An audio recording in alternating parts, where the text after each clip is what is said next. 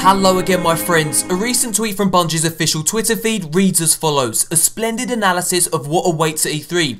Now the link in this tweet leads to a detailed breakdown of everything we know so far about Destiny's competitive multiplayer. This comprehensive list was compiled by Bungie superfan USplendid. I've left a link to his Twitter account and the original article in the description box below, so be sure to drop him a lovely little thank you tweet for all his hard work. So then, here's everything we know so far about Destiny's competitive multiplayer in bullet point form. First up, this quote from Bungie's January podcast: "We're not making Halo. Destiny is a different game. The combat sandbox is different." Next up, Destiny's competitive multiplayer will not be capped at 3v3. It's more likely that Destiny's competitive multiplayer will be capped at 12 simultaneous players. Details on PlayStation 3's pre-order page shows Destiny's network players between 2 to 12. Next up, Destiny's competitive multiplayer must be unlocked by playing at most a couple of hours of campaign and PvE. Now, PvE stands for player versus environment. According to Tyson Green, Bungie's investment lead, this will give players time to learn the game's mechanics and upgrade their characters. Next up, you carry your weapons and gear into all game modes in Destiny, including competitive multiplayer. Now, according to Eric Osborne, just about all of your gear in Destiny can be personalised, tweaked or upgraded in some way. We want to give players the opportunity to tailor their weapons and gear to their style of play, and provide them with storytelling channels that speak volumes about what kind of persona they want to put out there to other players in the world. So when someone finally walks out of a raid alive and drops into competitive multiplayer with their spoils, other savvy players will instantly recognise their accomplishments. Next up, Destiny's competitive multiplayer is played on separate maps made specifically for Player vs Player. Next up, competitive multiplayer is not emergent. In other words, you can't ambush or force players into combat. According to Eric Osborne, if you're running through the world on your way to a destination or another activity, somebody can't just force you into a competitive multiplayer match. In short, you decide when you want to take on other Guardians. Next up, Halo's run and gun style of competitive multiplayer is not something you want to take into Destiny. When you're killed during a PvP match, you help the opposing team earn light, which is needed to fill their super meters. If you keep on dying, the opposition will have a better chance of unleashing their deadly supers and notching up even more kills. Next up, success in competitive multiplayer depends not just on Twitch skills, but on how you customize and build your Guardian. Now, according to Bungie's lead multiplayer designer, skill is very important. It's not just your thumb skills though, it's understanding how you're outfitting yourself, what choices you've made in your build, and how to use that properly. So getting around the map is different depending on what vertical movement mode you chose. Say there's a door to my right and a staircase coming up to my left, and straight ahead there's this hole blown in the wall. Is the guy going to come up the stairs, or is he going to use glide to jump up through the hole in the wall?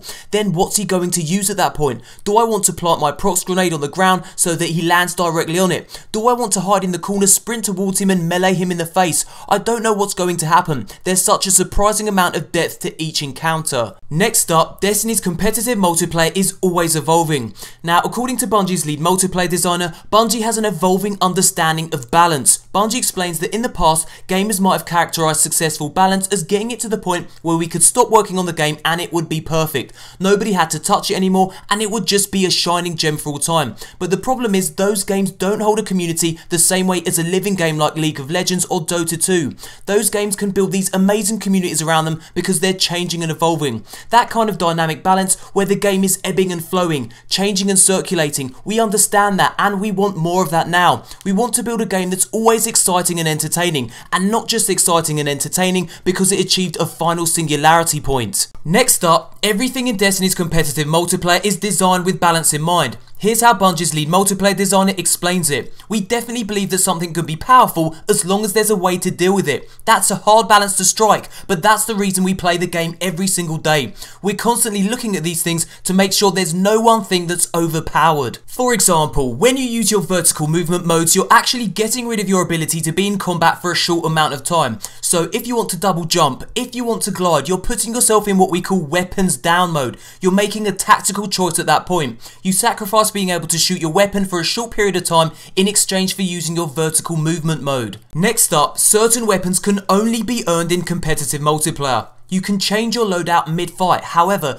Destiny will have mechanisms in place that discourage you from doing so, to stop players from endlessly switching loadouts to suit their circumstances. And unlike in Halo, weapons are not found on the map. You bring your character's build, which includes your weapons, into competitive multiplayer. Next up, ammo management is crucial. Now, primary ammo is the only confirmed ammo type to respawn with you after death. Heavy weapons ammo will respawn empty, and you drop your ammo when you die, allowing the opposition to top up their own supplies.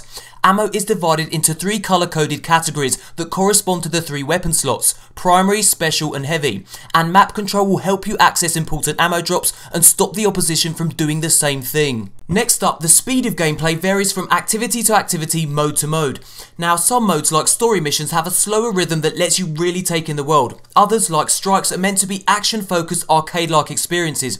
Competitive multiplayer has been described by Bungie as faster and more lethal than Halo. If you can catch an unwary player, you can take them out fast. It will be harder to get away, but a truly skilled player can still turn a fight around with a couple of well-placed shots. Next up, I'd like to add a few things to USplendid's list. Competitive game modes. So far, details of 2 competitive multiplayer modes have been described by Game Informer. First up, zone control. Capturing and holding any of the 3 points on a map gives you scoring multipliers for kills, assists and other actions. We also know about a deathmatch style mode with an interesting tactical layer.